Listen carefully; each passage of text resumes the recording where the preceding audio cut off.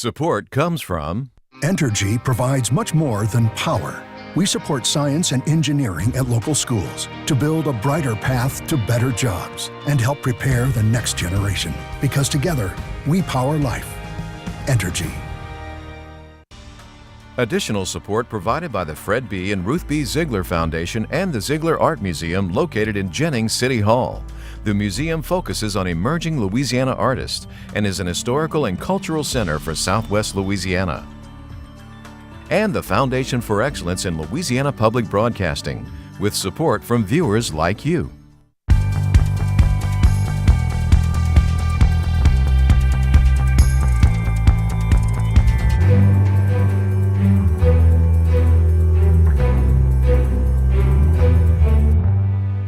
It's a component of our ecosystem, and all components are important. Part of the battle to save an endangered snake. It's really come down to this disagreement over the sales tax, Dragging the state into another costly special session. It acts like a bell, a dinner bell for these insects. Part of the dynamic that's killing off essential rosicane. Hi everyone, I'm Andre Morrow. Much more on those stories in a minute, but right now on SWI, we have some of the week's other headlines. He was former first assistant and now Louisiana's new temporary Secretary of State. Kyle Ardoin spoke to the Baton Rouge Press Club this week. His job began May 9th, the day after Tom Shedler resigned amid allegations he sexually harassed an employee. Ardoin says he will maintain razor-sharp focus and do the job at hand with honor and integrity. His job will last until a special election this fall. Ardoin says voters should ask those running the tough questions. Voting machine security, hacking, automatic voter registration, felons running for office, voter fraud, and the age-old too many elections. A new study finds hurricanes and tropical cyclones worldwide aren't moving as fast as they used to, and that's bad. Data shows storms in the last 2 years are moving about 10% slower than they were 60 years ago. In the Atlantic Basin, the slowdown is just 6%, but it is 20% when the storms reached land. That study brings to mind a new report about last August's Hurricane Harvey. The report finds when Harvey stalled over Texas from about Victoria to the Louisiana border, it dished out record rainfall and record destruction. Economic losses matched that of Katrina in 2005. With Harvey, more rain fell over a 5-day period since records have been kept. From Houston and east towards our state, 50 to 55 inches. The Washington Post has mapped out more than 52,000 homicides in major American cities over the past decade.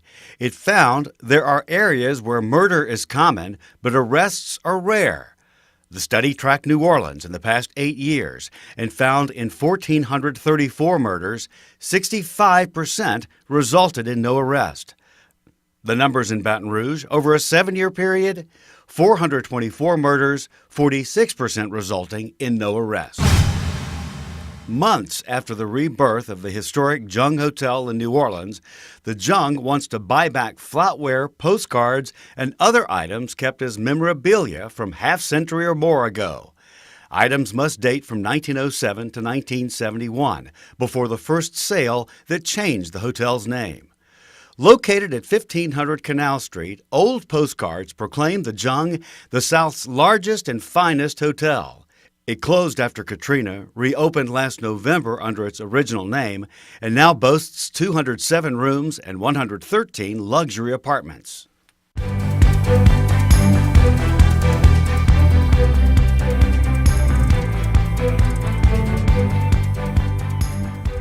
Well, guess what? Lawmakers will return to the Capitol for a third special session. They're supposed to be focusing on fixing the state's budget problems. There are questions whether that's happening. LPB's Kelly Spires has an update for us. It's so frustrating, isn't it? Yes, it is, Andre. On Monday night, lawmakers and legislative staff and the media were at work until midnight, trying to wrap up negotiations to avoid the shortfall known as the fiscal cliff. And they were unsuccessful. The Advocate newspaper's Elizabeth Crisp joined us to sort it out and explain what's to come. We saw a legislative session wrap up on Monday. What exactly happened? At the end of the special session, we did end up with a state budget passed again. They passed one during the regular session. It was vetoed. So there is another one. It was pretty rushed through, similar to like the regular session. The House basically agreed to the Senate version. And that was basically after negotiations throughout the day. The House Appropriations Chairman, Cameron Henry, promised the chamber he would bring back a budget no matter what it was for them, and so they did agree to pass the Senate version of the budget, which fully funds health care, but it'd mean a cut to TOPS, higher education, and most state agencies. What else did they get done? It does not directly impact the budget or the fiscal cliff, as they did agree to pass a modest increase in the earned income tax credit, which is a credit that goes for the working poor. It's not going to take effect this year because there were some concerns that it will cost the state about $20 million. So they didn't want to add to the fiscal cliff. But it's really important to, especially members of the Legislative Black Caucus who are already struggling to vote to pass a sales tax increase, which we all know disproportionately affects poor people. In the news, we've had the fiscal cliff. There's this big gap in the money. What exactly is in the budget and how much is there to make up? So the budget has a what they call a supplemental section within it, and that's about $650 million of the this fiscal cliff that's not been funded. So it includes plugging back in funds for TOPS, where TOPS would be fully funded, higher education would be fully funded, and all of that. There's still some question of, can you budget on contingency in that way? And how will all of that be funded? It's really come down to this disagreement over the sales tax. I think pretty much everybody recognizes at this point that we're going to make up this shortfall. If we ever make it up, it's going to be through some extension of the sales tax that is set to expire. We have a 1-cent sales tax hike that they approved in 2016 that's set to expire on June 30th. So some people want to continue a third of that. Some people want to continue half of it. And, for the average taxpayer, to put it into context, we often say on a purchase of $100, it's about 17 cents. But for lawmakers, it's a difference of about $150 million. It's interesting because lawmakers are talking about, such a small amount of that penny, and it's only going to fix the revenue that rolls off the books on July 1st. So it's kind of a short-term solution for this very immediate issue, but there's a bigger problem with the budget and with revenue. What are lawmakers saying about a long-term fix?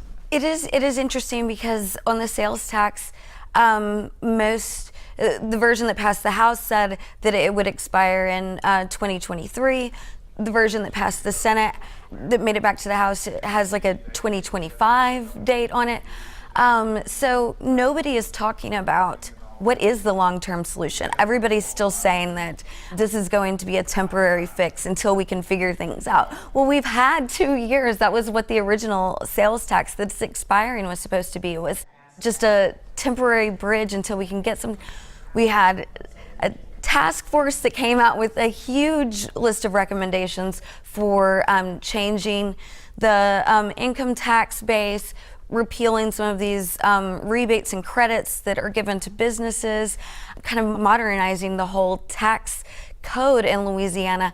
They've had multiple special sessions, a regular session, and there doesn't seem to be any appetite. I think we're seeing a lot of frustration, especially on the Senate side, because all of these things had to start on the House side. And when it's not even getting out of committee, the senators really don't have a chance to give significant input on what they would like to see. Well, Liz, thank you so much for joining us. Yeah, thanks for having me.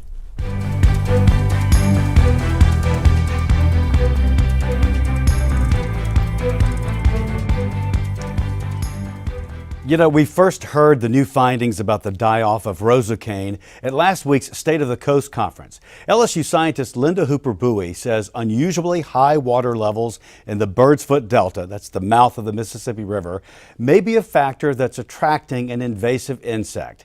I sat down with her this week to find out why. Dr. Bowie, you are saying the bug is a symptom of another problem. So what's happening to these plants? The Roseau cane scale that people have been blaming for the decimation of the Roseau in South Louisiana, we think is a symptom of stressed plants. So we think they're stressed because of high water. So we've looked at several different things. We've looked at salinity, amount of salt in the water. We've looked at the Mississippi River contaminants, pesticides, and we've also looked at high water and some other things. And the data show that there is high water in areas where the cane has disappeared. So you've said these plants are drowning actually, and that the bugs are attracted to the stressed plants? So one that dynamic factor is unusual to me. So, but yeah. As an entomologist, you would know all about that. Right. So one factor we think is the cane is drowning. Okay. So we think there could be other things that are stressing it. So, but the cane being underwater for a long period of time, there's a couple things that happen. The cane is interesting because it has air holes in the bottom that allow air to diffuse into the plant. When those holes are covered at certain periods of its life cycle, it could potentially drown. The other thing that happens is plants that are stressed, it could be, water stress, either way, low or high, or other stressors, they create some compounds that the only thing that those chemicals do is send out stress signals, and they go out in the air. They're volatile, and we call them pheromones. And so it acts like a bell, a dinner bell for these insects. And so it brings them into the plant, and then because the plant is producing these chemicals, the insect increases its reproduction. The high water. Yes. Why? And is it noticeably higher? Well, in 2015, in the fall of 2015, before people could see it, my colleagues at the United States Geological Survey, USGS, noticed that there was fewer stands of cane. That corresponds with the high river that we had in late 2015. That high river also extended into 2016, and then we had a high river in 2017, and now we do also. The river's going down. The other thing that happened at the same time was we had an El Nino event that started in 2014. And according to NOAA, that El Nino event went into 2017. We are not in El Nino now, but what that does is that brings water, south winds to stack the water up into the marsh.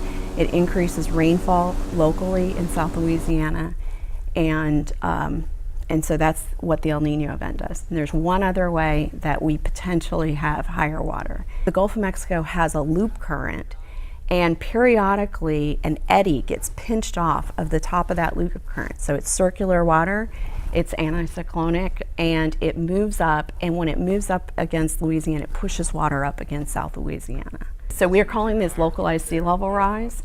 And so what I'm advocating is that we look for solutions to continue to build the marsh. It was initially thought, all right, you put some pesticides perhaps and spray the bug dies, the cane is fine. But that's not the simple solution that you're facing. That's a very, very challenging prospect for many reasons. One is that there's the strong possibility that the insect is not causing the cane to die, right, that it's a symptom of the problem. It might be helping it along. Another challenge is with insecticides is they work on things that have exoskeletons. Crabs and shrimp also have exoskeletons. And so anything that could be impacting a scale insect might be impacting immature shrimp and also crabs. And can you find a hardier plant to replant perhaps? There are folks that are looking at that, and everywhere when we're looking at this, we're looking at plants that are mixed in with Roseau. Is that a possibility? So we're hoping to work with folks that will look at that. There's some aerial seeding programs where they can drop seeds and seedlings out of airplanes in order to replace these plants. And the plants are very important for habitat for birds and fish, but they're also important to hold the soil. Yes. So we have shipping channels. Absolutely. And protection from hurricanes. It's a challenge. We're, as we test these hypotheses, we would then, weave in solutions, and I think replanting and dredging and replacing the sediment and putting plants on it is the best thing to do. And as quickly as possible, huh? Right. Yeah. All right. It worked after the oil spill, so. Yeah. Well, that's a good footnote. Yeah. It's always great to talk to you. Thank you. Thank you.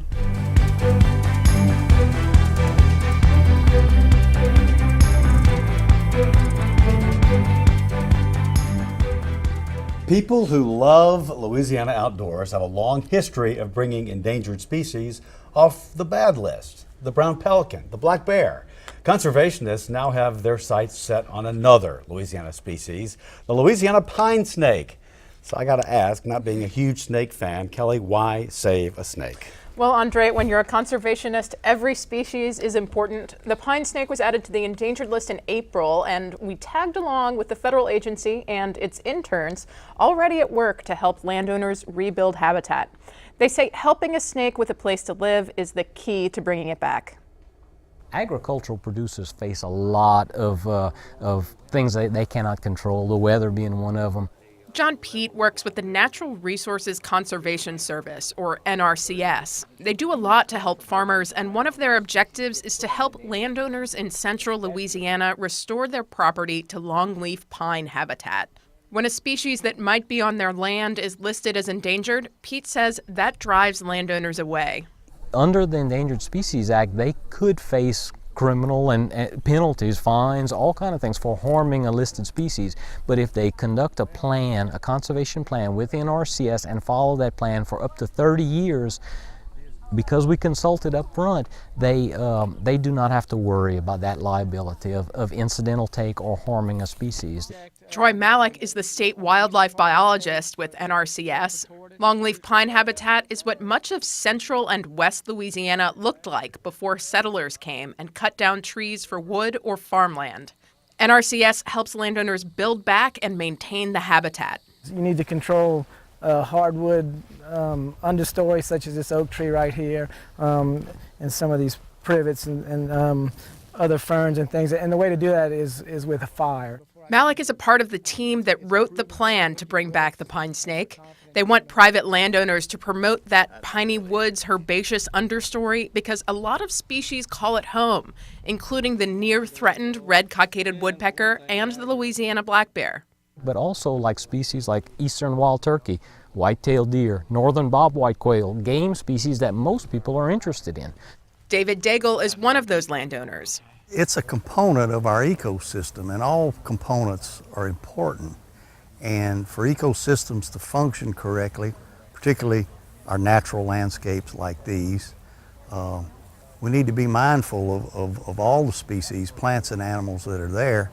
He grazes cattle in his patch of piney woods. Pete says that mimics how the forest functions before settlers moved in. We have to manage our, especially longleaf pine, through the two forces. We really have to biomimic the forces that it evolved from. One of them being fire and the other one being herbivory. Herds of buffalo, even prehistorically, species buffalo like big grazers, elk, came in on occasion and damaged vegetation and helped keep it open. Conservationists don't really know how many pine snakes are left. They're underground 90% of the time. They're really hard to locate. I know the Fish and Wildlife Service has had a tough time trying to get a census on how many actually are around because they're underground so often. And what are they doing underground? They're hunting pocket gophers. So the primary prey item for Louisiana pine snake is a pocket gopher. They burrow underground in sandy soils. They need the herbaceous grassy layer to feed on. Steve Shively is a biologist in the Kisatchie National Forest. He says the snakes get to be about 5 feet long. Well, they lay the largest eggs of any North American snake. They're about 4 inches long, kind of shaped like a hot dog. And it enables the baby pine snakes to hatch at a larger size so that they can handle large prey like baby gophers. They have a pattern similar to a speckled king snake, but they sound like a rattler. Their hiss is pretty unusual because they have like a little flap on their glottis back in their throat, so that when they hiss through that little flap, it makes a vibration that is a little bit reminiscent of a rattlesnake. So it's, you know, kind of a startling thing that probably protects them. They need trees to be spaced out enough to support the plants gophers eat. You know, as forestry practices changed, kind of converted a lot of the open pine forests into more dense pine plantations that didn't let a lot of sunlight into the forest floor, so not as much like grass and other herbaceous plants could grow there. Pine snakes have diminished in number primarily due to loss of habitat. In the 70s, longleaf pines were clear-cut to make way for soybean farms.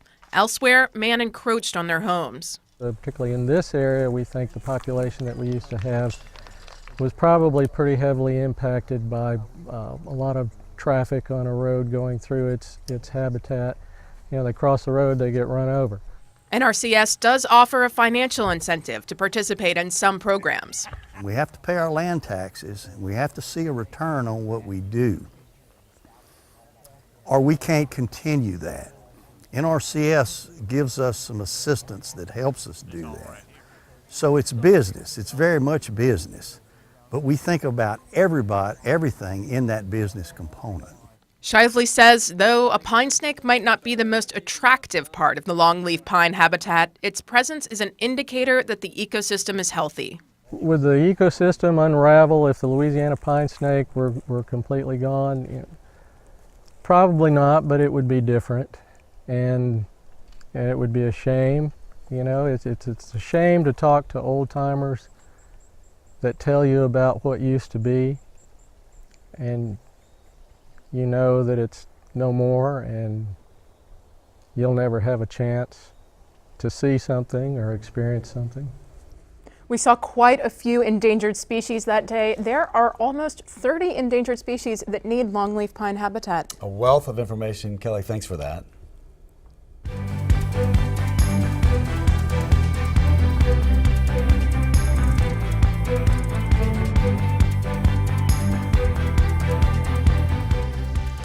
Wednesday, June 6th of this week marked the 74th anniversary of D-Day, when Allied forces invaded northern France by landing on the beaches of Normandy. LPB talked with some Louisiana veterans directly involved as part of our World War II oral histories. Here now is Frank Walk of New Orleans, who in 1944 was a 23-year-old Army captain.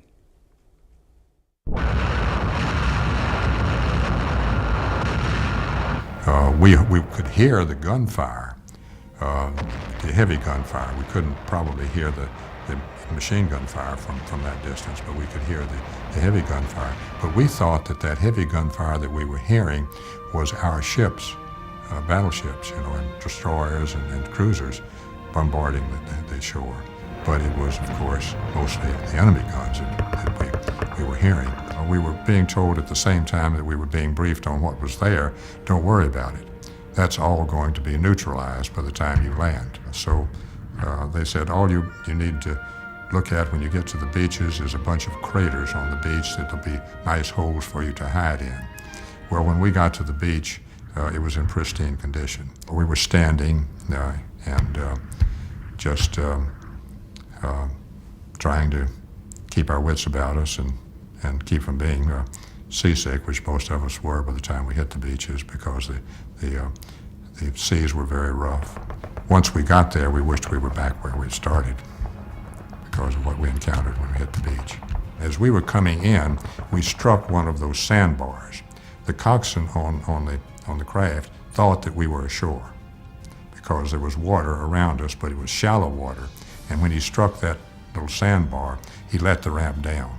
So we all went rushing out, thinking that we were right near the actual beach.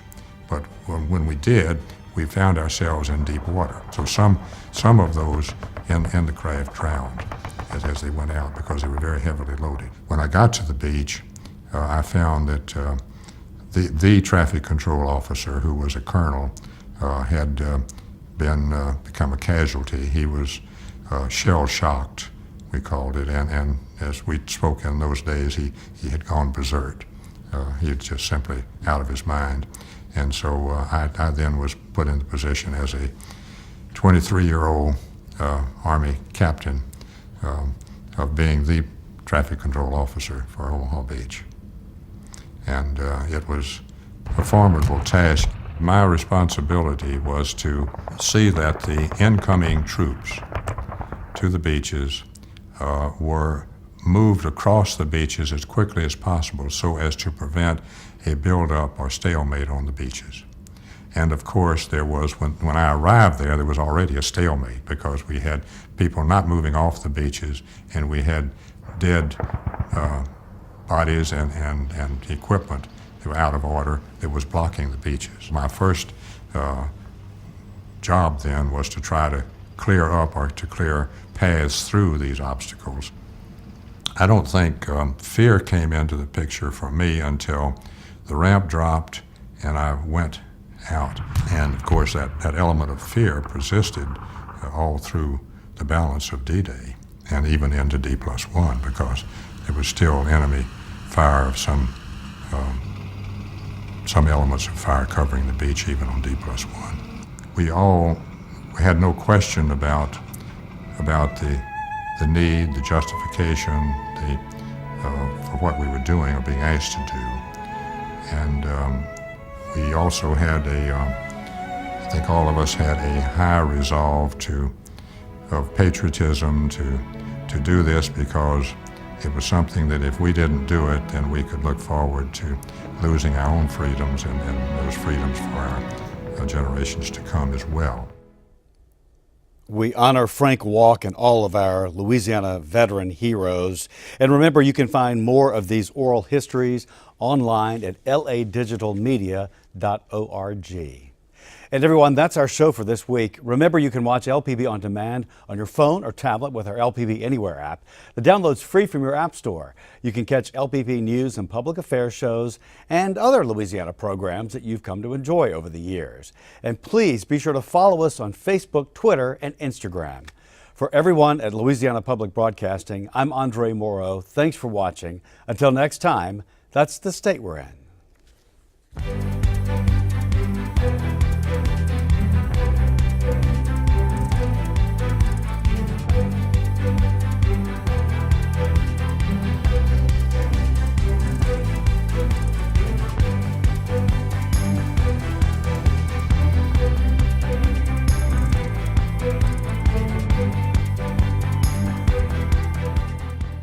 Support comes from Entergy provides much more than power.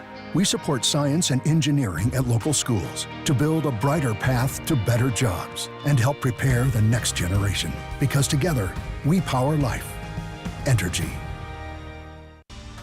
Additional support provided by the Fred B. and Ruth B. Ziegler Foundation and the Ziegler Art Museum located in Jennings City Hall. The museum focuses on emerging Louisiana artists and is an historical and cultural center for Southwest Louisiana. And the Foundation for Excellence in Louisiana Public Broadcasting, with support from viewers like you.